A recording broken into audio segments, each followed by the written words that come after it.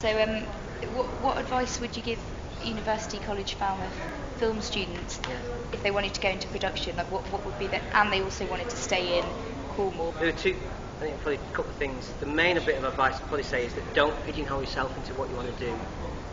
Try, get on in any capacity you can. Yeah. I started off as a location manager, now producer. I've got friends who are producers who started off as script soup. Just find an opening and seize that and go for it and really try hard, because you will get a lot of no's, but it's all about getting the first foot in the door, and once you're there, then just use your contacts. Nobody, unfortunately, people don't really care about your degree. I got a film degree, and you never really, but it's kind of what can you do? Are you prepared to do this? Are you prepared to? And I think the first bit is actually the hardest, and once you're in, once you've unlocked the key into that building, you can move around in it. And I think that you should work in. You might want to be in the camera team, if you're in the camera team, but go and work. In fact, I know somebody who worked open, basically, in the production office. Didn't really ever want to work in the office, but worked in the production office on This Is England, and then after a few weeks, sort of ended up in the camera team because somebody else fell out. We needed some more support. We could do without in the production office, and now she's working in the camera team on film after film after film. But there wasn't a camera opening for her, but there was a production office opening. So it's a case of not being too precise at the start.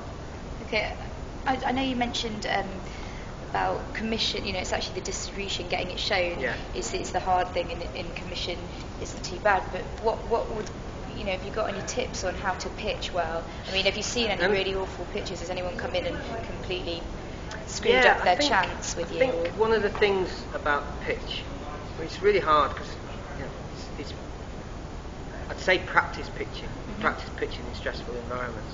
So I've had the door slammed on me in Cannes so many times. I've had people sit there and go, right, you've got 30 seconds. No, I don't like that. No, I don't. And you're kind of just like, oh. You just kind of. I went back the next year and I kind of got a bit better, but not. And then I went back the year after. And it doesn't just come. Some people are confident. I can speak confidently, but pitching is something that I think actually the advice I would give is it's practice pitching. Practice pitching in stressful environments. Use your friends. I mean, other things that I do is I'm amazed that people. I read Sight and Sound. I read film magazines. I know what's out there. But I've got most of my friends and most people judge what they're going to see on a Friday by who's in it, what's the poster like, and what the tagline is. Now, if you're not going to get somebody famous in film, but you will probably just think about how it would be sold. So don't think about how to pitch it to get the funding. Also think about how the people who have got it will pitch it to get people to come to see it at the cinema, and kind of try and associate the two. I think pitching is always good to have reference points. So one of the things is about have like reference points, but it has to have you have to have substance to it, and be quick. Sell it quickly. And one of the like 5 minutes, 10 minutes? Well, no, actually, I'd say about 30 seconds. Oh, really? 30 seconds to get them hooked. And then I'd say, then you've got, once they're hooked, then you can talk for half an hour once they're hooked. But it's that initial, they sit there, a lot of these people might sit there and have 20, 30 ideas pitched to them a day in a festival sometimes. And what's weird is that you just got to get, how do you make sure that yours is getting listened to? So again, it's body language, I think the other thing about pitching is, I said about low budget things, is there's some great concept, great idea, great low budget films are about the concept of the film. So that kind of like, really think about look at low budget films from around the world. The things like all the Japanese horrors, those great low budget horrors that were out. They just had a great, the original Ring. Fucking what a premise! I mean, what a premise that was. Dark water, scary. Yeah, but the Ring was just the idea. Everyone's tried to copy it now. But initially, that kind of came out of that being a great idea, and you can sell that, I think, in 30 seconds. And then you elaborate, so you can reel them in, and then you elaborate.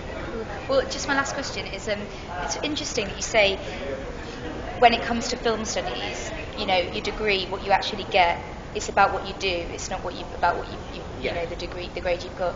I mean, What about references? Is it about getting your name out, good references, people saying good things about you? I think it's more about than anything? contact. So if you came to me with a degree, and I got 4 people in a room, and one had got first, and one had got 2, and one had got 2. But basically, I would actually find out who they've worked with recently, and then somebody would say, God, they just did everything, they were great, they'd use their intuition, you didn't have to mother, all of these things. I'd take more than the degree, but I think the thing about, I've got a film degree, but weirdly enough, that's you just use what you've learnt in that and apply that in the day to day. But unfortunately, people don't sort of look at your CV and go, oh, well, they've got a film, Yeah. So it's all about references and contacts, especially the first thing. Cool. Well, we'll let you get off. But thank you. All right. Thanks. It's nice to meet you. And you.